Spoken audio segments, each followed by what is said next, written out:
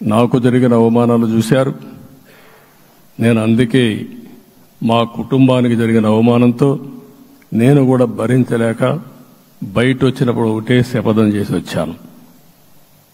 ఆ శపథం ఇది గౌరవ సభ కాదు, ఇది కౌరవ సభ.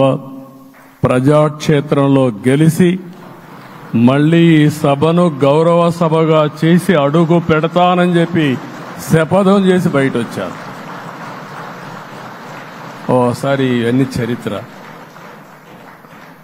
ఆ శపథాన్ని ప్రజలు గౌరవించారు. గౌరవించిన ప్రజల్ని నిలబెట్టే బాధ్యత మనందరిపైన ఉంది.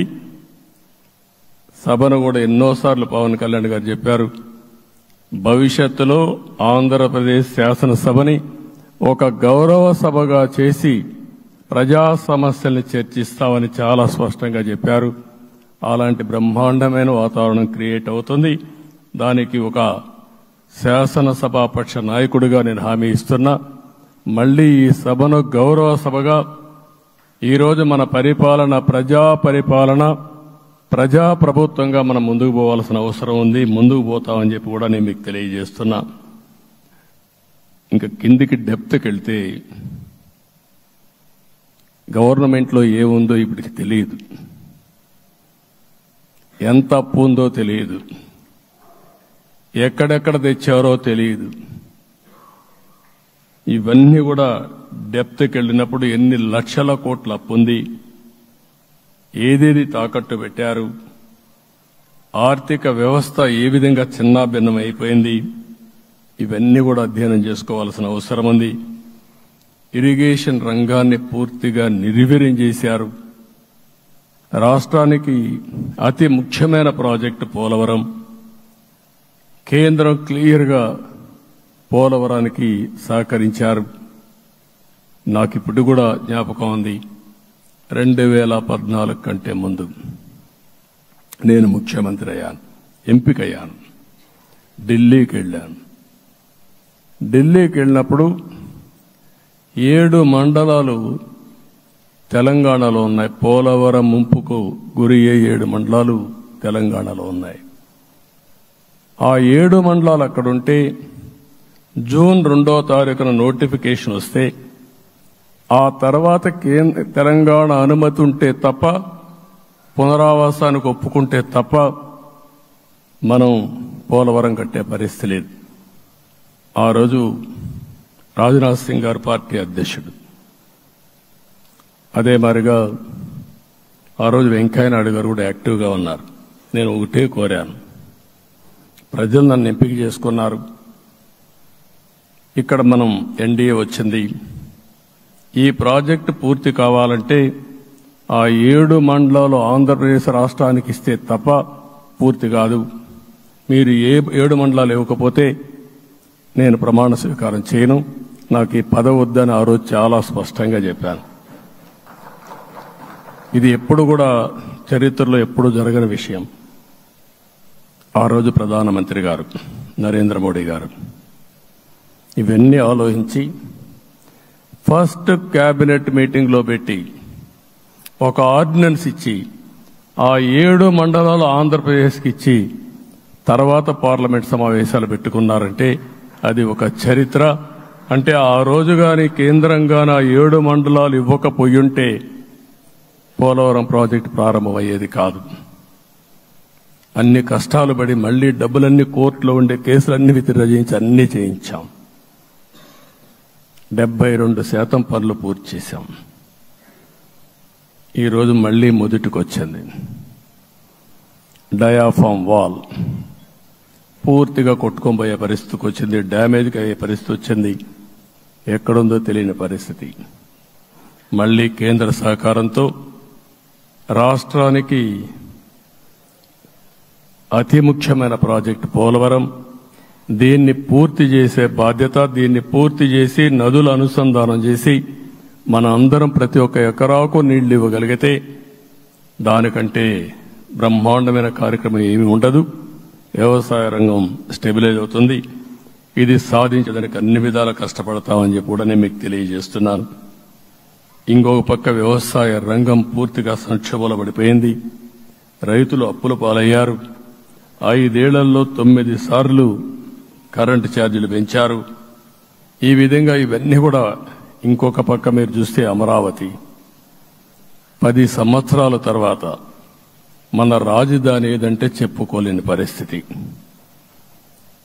ఇప్పటికి కూడా మనకు గుర్తొచ్చేది ప్రజావేదిక విధ్వంసం. అలాంటి దుర్మార్గమైన కార్యక్రమాలు జరిగాయి. ఇవన్నీ కూడా గుర్తు చేసుకుంటూనే కక్షపూరిత రాజకీయాలు కాకుండా కన్స్ట్రక్టివ్ పాలిటిక్స్ కి మనం ముందుకు పోవాల్సిన అవసరం ఉంది. అందుకే ఈరోజు నేను ఒకటే మీ అందరికీ హామీ ఇస్తున్న, మీ ద్వారా ప్రజలందరికీ, మనది ప్రజాప్రభుత్వం. ఇకపైన మన ప్రభుత్వంలో ప్రజావేదికల కూల్చివేతలుండవు. 3 రాజధానులంటూ రాష్ట్ర భవిష్యత్తు ఆటలాడే పరిస్థితి ఉండదు. మన రాజధాని అమరావతి, అమరావతి రాజధాని. విశాఖపట్నం ఆర్థిక రాజధానిగా, ఒక ప్రత్యేకమైన సిటీగా, ఆధునికమైన నగరంగా తయారు చేసుకుందాం. దాన్ని ఎప్పుడు కూడా నేను కంబైన్డ్ ఆంధ్రప్రదేశ్ కూడా గుర్తుపెట్టుకున్నాను. విశాఖపట్నం అటు జనసేనకు, తెలుగుదేశానికి, బీజేపీకి ముగ్గురు కూడా చాలా ముఖ్యమైన నగరం ఇది. ఎందుకు నేను ఈ మాట అంటున్నానంటే, లాస్ట్ ఎలక్షన్లో 2014లో హరిబాబు అక్కడ ఎంపీగా గెలిచారు. తర్వాత విడిపోయిన తర్వాత 2014లో మళ్లీ మనం పోటీ చేసినప్పుడు చేశాం. 2019లో 4 అసెంబ్లీ సీట్లు గెలిపించిన ఏకైక నగరం విశాఖపట్నం తెలుగుదేశం పార్టీకి. అదే మాదిరిగా ప్రజల్లో గణనీయమైనటువంటి అభిమానం జనసేన అధినేత పవన్ కళ్యాణ్ గారి పైన ఉంది. ఈ 3 కలిపి నిన్న ఒక సునామీ మారిగా వచ్చింది. అక్కడ ఒక్కొక్క సీట్లో మీరు చూస్తే 90,000, 90,000, 70,000, 80,000 మెజారిటీతో గెలిపించారంటే ఆనాటి ముఖ్యమంత్రి విశాఖపట్నాన్ని రాజధానిగా చేస్తాను, ఎన్నికలవుతానే అక్కడే ప్రమాణ స్వీకారం చేస్తానంటే నువ్వు రావద్దు అని ప్రజా తీర్పిచ్చిన రాజధాని నగరం విశాఖ నగరం.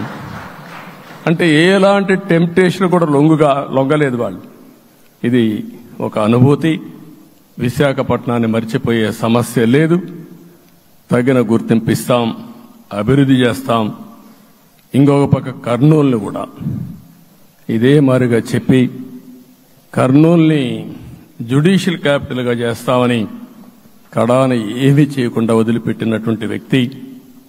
ఈరోజు మీరు ఒక్కసారి గుర్తుపెట్టుకోవాల్సింది, నేను చాలా ఎన్నికలు చూశాను కానీ రాయలసీమలో 1 సైడ్ ఎన్నికలు జరిగాయి. బ్రహ్మాండంగా ఓట్లేశారు. ఓట్లేయడమే కాదు, ఊహించినటువంటి మెజార్టీస్ ఇచ్చారు. ఇది నేను కొంచెం భయపడ్డాను బిగినింగ్లో, కానీ ఊపు చూసిన తర్వాత మాత్రం అనిపించింది అందరూ ఎక్స్పెక్ట్ చేశారు రాయలసీమలో కొంచెం ఇబ్బంది ఉంటుందని. అలాంటి రాయలసీమ తిరుగుబాటు చేసే పరిస్థితికి వచ్చింది. దానికి కూడా మనందరి మీద బాధ్యత ఉంది. కర్నూలుని అన్ని విధాల అభివృద్ధి చేసే బాధ్యత Telugu Desam party, Janasena, BJP, NDA కూటమి తీసుకుంటామని కూడా హామీ ఇస్తున్నాను. ఈ 3 సిటీలే కాకుండా మొత్తం అన్ని జిల్లాల్ని సమభావంతో ఆలోచించి మనం ముందుకెళ్దాం.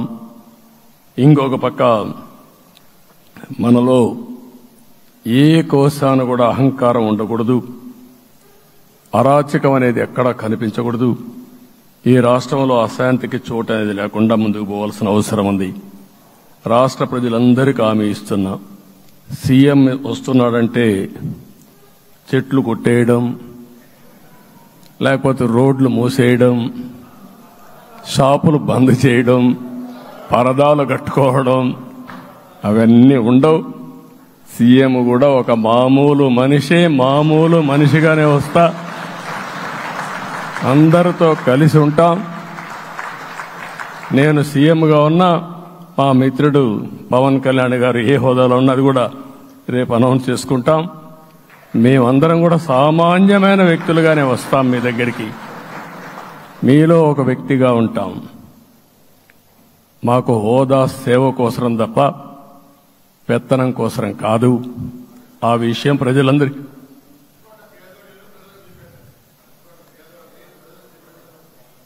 అవన్నీ చేస్తాం.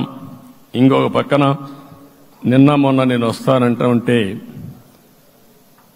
వాళ్ళకు కూడా తెలుసు కాబట్టి ఎన్డీఏ అభ్యర్థిగా అంటే శాసనసభ నాయకుడిగా ఎన్నుకుంటారనే ఉద్దేశంతో, ముఖ్యమంత్రి అవుతాను ఉద్దేశంతో రోడ్లన్నీ కూడా నిలిపేస్తాను. నేను ఒకటే చెప్పాను, మేము వచ్చినప్పుడు ఒక్క నిమిషం ఒక సిగ్నల్కి ఇంకొక సిగ్నల్కి కొద్దిగా గ్యాప్ పెట్టుకోండి. అవసరమైతే ఒక 5 నిమిషాలు లేట్ అయినా మాకు పర్వాలేదు, కానీ ప్రజలు ఎవ్వరికీ ఇన్కన్వీనియన్స్ కలగకూడదని చాలా స్పష్టంగా ఆదేశాలు ఇచ్చాం. కాబట్టి అవన్నీ మనం చేద్దాం. ఇంకొక పక్కన దాడులు చేసి బాధితులపైనే కేసులు పెట్టే పరిస్థితి ఉండదు ఈ రోజు నుంచి. అది కూడా మనం చూశాం. ఏ ఒక్కరి ఆత్మగౌరవానికి భంగం కలగదు. ఒక పాజిటివ్ గవర్నెన్స్ అన్ని చోట్ల కనపడుస్తుంది. ప్రజాహితం కోసమే పనిచేస్తాం. ప్రతి నిర్ణయం, ప్రతి అడుగు ప్రజల కోసమే ఉంటుంది. స్టేట్ ఫస్ట్ అనే నినాదంతో ముందుకు పోతాం. ఈ రోజు మేము ముగ్గురం కూడా ఢిల్లీలో వెళ్ళినప్పుడు కూడా మా ఆలోచన ఈ రాష్ట్రం ముందుండాలనే ఉద్దేశంతోనే ముందుకు పోయాం. అదే సమయంలో ఈరోజు మన రాష్ట్రానికి కూడా సముచితమైన గౌరవం. 3 మంత్రులు కేంద్రంలో మన వాళ్ళు ఉండే పరిస్థితికి వచ్చారు. ఒక పక్కన రామ్మోహన్ నాయుడు శ్రీకాకుళం ఎంపీ, ఆయన కేంద్రంలో మంత్రి పదవి, కేబినెట్ పదవి వచ్చింది. ఇంకొక పక్కన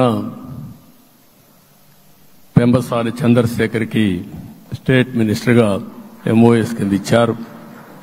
మూడోది కూడా ఒక సామాన్యమైన కార్యకర్త Srinivasa Varma, Narasapur MP, BJP MP, ఈరోజు కేంద్రంలో మంత్రి స్థానం వచ్చింది.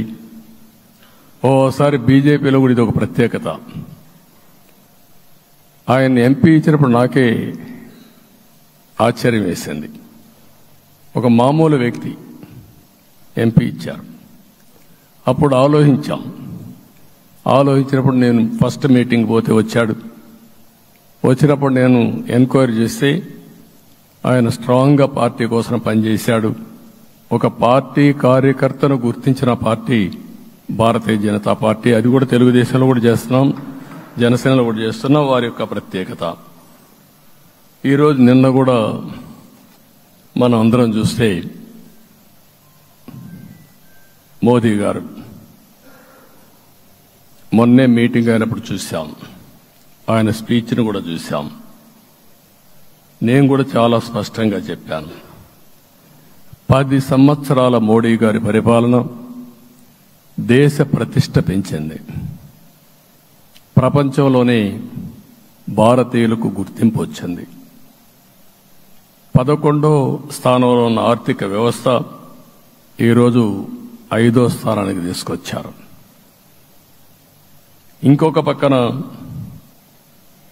ఎన్డీఏ 3.0 ఈ పరిపాలన 5 ఏళ్లలో 5వ స్థానం నుంచి 3వ ఆర్థిక అతిపెద్ద దేశంగా భారతదేశం ఎమర్జ్ కాబోతుంది. ఇది మన దేశానికి గర్వకారణం. ఇంకొక పక్కన ఆయన కల వికసిత్ భారత్ 2047, మనందరి కల వికసిత్ ఆంధ్రప్రదేశ్. ఇది మనందరం ఒక కలగా పెట్టుకొని ముందుకు పోవాల్సిన అవసరం ఉంది. అదే సమయంలో మనందరి ఆలోచన పేదరికం లేని సమాజం, zero poverty nation, zero poverty state, zero poverty నియోజకవర్గం. ఇది ఎన్టీ రామారావు గారి కళ. ఆయన చాలాసార్లు, నేను మొన్న కూడా చెప్పాను, ఒకప్పుడు కమ్యూనిజం, క్యాపిటలిజం, సోషలిజం. ఇది ఆర్థిక సంస్కరణ రాని ముందు ప్రతి ఒక్కరిని అడిగే విధానం. ఎవరిని అడిగినా మీరు ఏ సైడ్ ఉంటారని అడిగేవాళ్ళు. అలాంటి సమయంలో ఎన్టీ రామారావు గారిని మీరు ఏ ఇజాన్ని నమ్ముతారో చెప్పమంటే నాకు ఈ ఇజాల గురించి తెలియదు, నాకు తెలిసింది ఒకే ఒక ఇజం, అది హ్యూమనిజం అని చెప్పిన ఏకైక నాయకుడు భారతదేశంలో ఎన్టీ రామారావు గారు. ఆయన ఆ రోజు చెప్పింది పేదరికం లేని సమాజాన్ని సృష్టించాలని, పేదవాళ్లే దేవుళ్ళు, సమాజమే దేవాలయం అని చెప్పిన వ్యక్తి. ఆ కళని సాధికారం చేద్దాం. అదే నేను నిన్న చెప్పినప్పుడు కూడా ఈ దేశం అభివృద్ధి కావడంలో ఎలాంటి అనుమానం లేదు. కానీ ఆ అభివృద్ధి ఫలితాలు పేదవాళ్లకు తీసుకుపోవడంలో కాన్షియస్ ప్రజా నిర్ణయాలు తీసుకోవాలి, పబ్లిక్ పాలసీ తీసుకోవాలి. దానికి మన రాష్ట్రం నాంది పలికి కేంద్రానికి కూడా ఒక ఆదర్శంగా మనం నిరూపించుకుందాం. దానికి మీరందరూ కూడా మీ స్థాయిల్లో మీరు చేయాల్సిందిగా నేను కోరుకుంటూ ఈరోజు ప్రజలందరికీ విజ్ఞప్తి చేస్తున్నాం. మీరు ఓట్లేశారు, మమ్మల్ని గెలిపించారు, మీరు గెలిచారు, మీ పని అయిపోలేదు. కానీ మమ్మల్ని అనునిత్యం ఆశీర్వదించుతూ నడిపించే బాధ్యత ప్రజల్ని తీసుకోమని పూర్తిగా కోరుకుంటున్నాం. ప్రజాస్వామ్యంలో ఎప్పుడు కూడా ఓట్లేసి బాధ్యత లేకుండా ఉండేవాళ్లు, కావాల్సింది అడిగేవాళ్లు. నిన్న ఎన్నికల్లో చాలా మందిని చూశాను. ఫస్ట్ టైం పోలింగ్ ప్రారంభం అవుతానే అరాకొర వచ్చేవాళ్ళు. పోలింగ్ స్టేషన్లో కూడా మనుషులు ఉండేవాళ్ళు కాదు. కొంతమంది మధ్య తరగతి అబవ్ ఉండేవాళ్ళైతే ఎప్పుడో మధ్యాహ్నం పైన పోదామని ఇంట్లో లీజర్గా పడుకునేవాళ్ళు. మధ్యాహ్నం పైన కూడా ఖాళీగా ఉంటే వచ్చేవాళ్ళు. ఎండలు ఎక్కువ ఉంటే కొంతమంది అవాయిడ్ చేసేవాళ్ళు. అందుకే మొన్న ఎన్నికల్లో మీరు చూస్తే ఫస్ట్ అవర్లో ప్రతి ఒక్క పోలింగ్ స్టేషన్ ఫుల్గా క్యూలు ఉన్నాయి. ఆ క్యూలు కంటిన్యూ అయింది. మీరు చూస్తే రాత్రి 2 గంటల వరకు క్యూలో నిలబడుకొని ఓట్లు వేశారంటే వాళ్ళ బాధ్యత వాళ్ళు నెరవేర్చారు. దానికి మనం అందరం గుర్తుపెట్టుకొని ఏ విధంగా చేయాలనో మనం కూడా చేయాల్సిన అవసరం ఉంది. ప్రజలందరికీ విజ్ఞప్తి చేస్తున్నా, మమ్మల్ని నడిపించండి. ఎక్కడైనా మేము తప్పు చేస్తే చెప్పే విధానం కూడా ఎస్టాబ్లిష్ చేస్తాం. ఎప్పటికప్పుడు ఫీడ్బ్యాక్ ఇవ్వండి. ఫైనల్గా కలిసి సాగుదాం, రాష్ట్రాన్ని పునర్నిర్మాణం చేద్దాం. నా జీవితంలో నేను చాలా చూశానుగా నాకు ఒకటే కోరిక, భారతదేశం ప్రపంచ దేశాల్లో నెంబర్ 1 దేశంగా తయారు కావాలి. అవుతుంది, దాంట్లో అనుమానం లేదు. 2047కి ప్రపంచంలో భారతదేశం మొదటి స్థానం బాగా పనిచేసుకుంటే, లేకపోతే 2వ స్థానంలో మనం ఉంటాం. అదే సమయంలో ప్రపంచం మొత్తం భారతీయులు నెంబర్ 1 స్థానంలో ఉంటారు. అది నరేంద్ర మోడీ గారి కళ. అది డెఫినెట్ గా జయప్రదం అవుతుందని నేను ప్రగాఢంగా విశ్వసిస్తున్నా. ఇందులో నా స్వార్థం కూడా ఉంది. తెలుగు జాతి ప్రపంచంలోనే నెంబర్ 1గా ఉండాలనేది మన కోరిక. ఇప్పటికీ మీరు చూస్తే హైయెస్ట్ పర్ క్యాపిటా ఇన్కమ్ ప్రపంచంలో ఏ దేశంలోకి వెళ్ళా భారతీయులు సంపాదిస్తున్నారు. అందులో అగ్రస్థానంలో తెలుగు వాళ్ళు ఉన్నారు. అదే సమయంలో ఈ రాష్ట్రాన్ని నెంబర్ 1గా చేయాలనే సంకల్పం మనందరికీ ఉండాల్సిన అవసరం ఉంది. ఇది అసాధ్యం కాదు. ఈ రోజు ఉండే పరిస్థితిని సవరిస్తూనే మళ్లీ నిర్మాణాత్మకంగా వెళ్తే ఒక నిర్దిష్టమైన సమయం ప్రకారం ఆంధ్రప్రదేశ్ రాష్ట్రాన్ని నెంబర్ 1 చేసుకునే అవకాశం ఉంటుంది. అదే సమయంలో జీరో పావర్టీ, మన ఆలోచనలన్నీ కూడా ఒకటే మీరు ఆలోచించుకోవాలి. ఎవరైతే పేదవాళ్ళు ఉన్నారో, పేదవాళ్ళలో నిరుపేదలు ఉన్నారో దానిపైన దృష్టి పెట్టాలి. దీనికి కూడా ఒక కార్యక్రమాన్ని మనం తీసుకుంటా అని చెప్పి తెలియజేసుకుంటూ మరొకసారి ఇది ఒక అరుదైన అనుభవం. నా జీవితంలో మరిచిపోలేనటువంటి ఘట్టం. దీనికి మిమ్మల్ని అందరినీ ఎన్డీఏ అభ్యర్థిగా ముఖ్యమంత్రిగా నన్ను ఎంపిక చేసిన ఎన్డీఏ ఎమ్మెల్యేలందరినీ పేరు పేరున మనస్ఫూర్తిగా అభినందిస్తూ మరొకసారి బాధ్యత ఈ రోజు నుంచి ఇంకా ఎక్కువైంది. నిన్నటి వరకు ఈ రాష్ట్రంలో ప్రతి ఒక్కరికి నిద్ర లేని రాత్రులే, నా ఒక్కడికే కాదు. ఇప్పుడు తలుసుకుంటే ఓసారి బాధేస్తుంది. ఆ బాధపడిన రోజులు చూసుకుంటే ఒక వ్యక్తిని జైల్లో పెట్టినప్పుడు నాకు 40 రోజుల నుంచి 90 రోజులు 100 రోజులు పట్టేది మళ్ళా బయట తేవాలంటే. మళ్ళా జైల్లో ఏం చేస్తారో తెలియదు. అక్కడి నుంచి ఇంకా ప్రెషర్ మౌంటప్ చేసుకుంటూ వచ్చాం.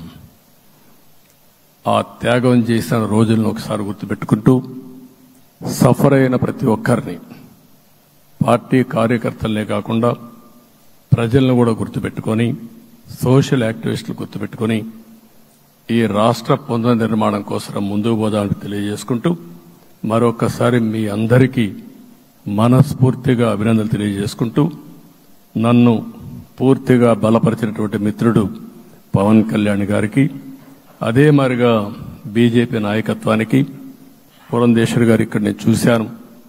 మేమిద్దరం, వారు ఎంపీ అభ్యర్థిగా ఉన్నప్పటికీ ఎప్పుడో కంప్లైంట్ చేసినా లేకుంటే కోఆర్డినేషన్ ప్రాబ్లం వచ్చినా ఇమీడియట్ గా స్పందించి వారు కూడా కోఆర్డినేట్ చేశారు. అందరూ కూడా ఎక్కడా పొరపచ్చాలు లేకుండా మనస్ఫూర్తిగా చేశాం కాబట్టి ఈ గెలుపు సాధ్యమైంది. ఈ గెలుపుకు సహకరించిన ప్రతి ఒక్క నాయకుడికి, ప్రతి ఒక్క పార్టీకి, ప్రతి ఒక్క కార్యకర్తకి, ప్రజలందరికీ కూడా పేరు పేరున మనస్ఫూర్తిగా నమస్కారాలు తెలియజేసుకుంటూ మీ అందరి దగ్గర సెలవు తీసుకుంటున్నాను. జై హింద్, జై హింద్.